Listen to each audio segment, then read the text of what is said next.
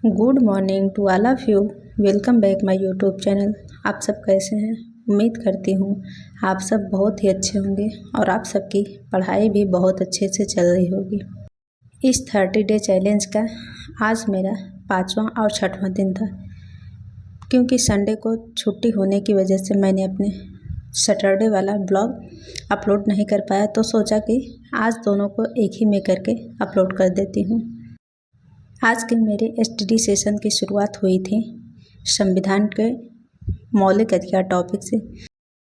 संविधान का टॉपिक में अभी तक मैं मौलिक अधिकार तक पहुंची हूं और संडे तक मौलिक अधिकार पूरा कंप्लीट कर लिया। फिर इसके बाद मंडे से अब डीपीएसपी से स्टार्ट होगा। तो कुछ इसी तरह से मेरा डेली टारगेट रहता है कि मैं पॉलिटिकल साइंस में संविधान और जो पॉलिटिकल थियरी वाला सेशन है दोनों को एक साथ लेके चलने की कोशिश करती हूँ। तो मैं अपना डेली का टारगेट कुछ इसी तरह से बनाती हूँ कि मेरा दोनों सब्जेक्ट बराबर कंप्लीट होते रहें, जिससे कि एग्ज़ाम चाहे जब भी हो तो ये प्रेशर ना रहे कि कोई भी चैप्टर या कोई भी सब्जेक्ट एकदम से टच नहीं हुआ है। सबको बराबर साथ में लेके चलते रहेंगे तो थोड़ी सी आसानी होगी हमारे स्टडी में। जैसा कि आप सब अब देख ही रहे हैं कि यूपी टीजीटी एग्ज़ाम जो कि 2022 वाला है, उस पर डेली न डेली कुछ अपडेट आती रहती है और अभी जल्दी में ही ये अपडेट निकल के आई है कि इसका एग्ज़ाम कब हो सकता है।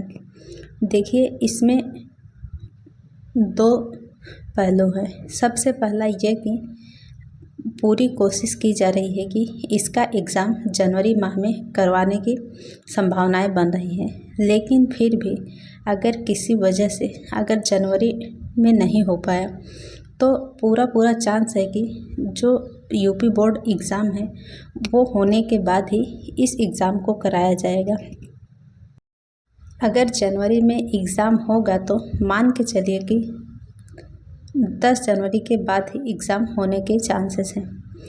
तो अगर जनवरी में एग्ज़ाम हो जाए तो उस हिसाब से देखा जाए तो हमारे पास पूरे 3 महीने का टाइम है, लेकिन जनवरी में होने के 80% चांसेस हैं और 20% ये चांसेस है कि ये एग्ज़ाम बोर्ड एग्ज़ाम के बाद जा सकता है, यानी कि मार्च महीने में होने के 20% चांसेस हैं।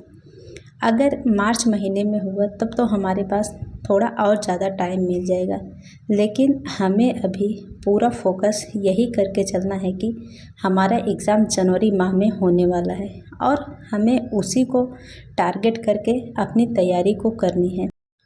तो आप लोग अगर टीजीटी एग्ज़ाम की प्रिपरेशन कर रहे हैं तो आपसे यही सलाह है कि आप अपनी तैयारी को अब थोड़ा सा और ज़्यादा तेज़ी के साथ करिए, क्योंकि अब अगर पूरा देखा जाए तो 90 दिन का टाइम भी नहीं है, क्योंकि जब एग्ज़ाम डेट अनाउंस होती है तो उस बीच थोड़ा सा माइंड और ज़्यादा डिस्टर्ब हो जाता है और इधर अभी त्योहारों का समय चल रहा है।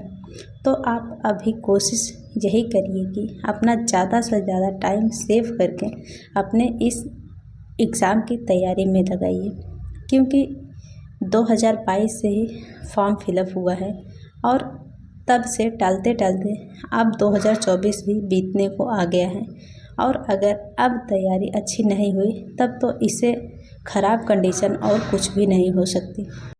हालांकि ये 90% स्टूडेंट के प्रॉब्लम है, उसी में मैं भी शामिल हूँ, लेकिन फिर भी हर दिन एक कोशिश यही रहती है कि जितना कल किया था उससे आज बेहतर करने की कोशिश करती हूँ।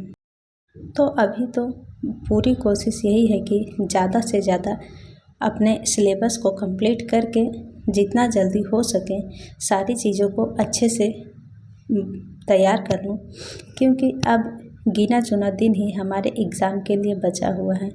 तो अब अगर देरी हुई तो फिर हम कहीं के नहीं रह जाएंगे, क्योंकि जब एक वैकेंसी क्लियर होती है तो उसके बाद दूसरी वैकेंसी आने में भी फिर 4 से 5 साल आराम से बीत जाएंगे।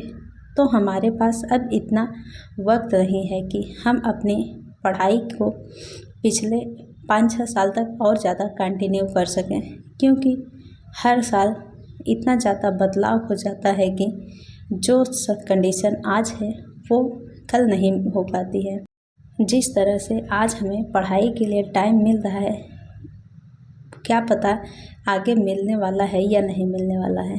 तो आज और अभी जो टाइम मिला है हमें उस पर 100% फोकस करके अपनी तैयारी को कंटिन्यू करते रहना है और कोशिश यही रहे कि हम किसी भी तरह से अपनी एक सीट सुनिश्चित कर पाएँ, क्योंकि पिछले 2-3 सालों में हमारे लाइफ में एकदम अंधेरा सा चल रहा है।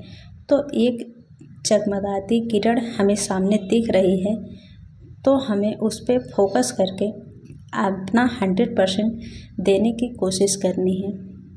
जब भी पढ़ाई करने बैठें तो हर समय सिर्फ पॉजिटिव माइंड सोच के साथ ही पढ़ाई करें, क्योंकि नेगेटिव चीज़ें बहुत जल्दी दिमाग में आती हैं और वो इतना ज़्यादा डिस्टर्ब कर देती हैं कि पूछिए ही मत।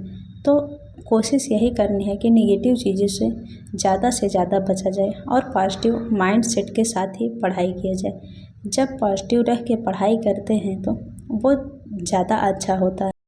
हालांकि सबकी लाइफ में नेगेटिविटी ज़रूर रहती है, ख़ासकर हाउसवाइफ के लिए। हाउसवाइफ की तो लाइफ में हर घंटे हर मिनट बहुत ज़्यादा डिस्टर्बेंस रहता है, माइंड रिलैक्स रहता ही नहीं। लेकिन फिर भी हमने जब अपना ये सफ़र स्टार्ट किया है तो इन सारी उलझनों को साइड में करके हमें अपना बेस्ट देने की कोशिश करते रहना है, क्योंकि अगर एक बार वक्त हमारे हाथ से निकल गया तो फिर दोबारा आने में बहुत सारा टाइम चला जाएगा।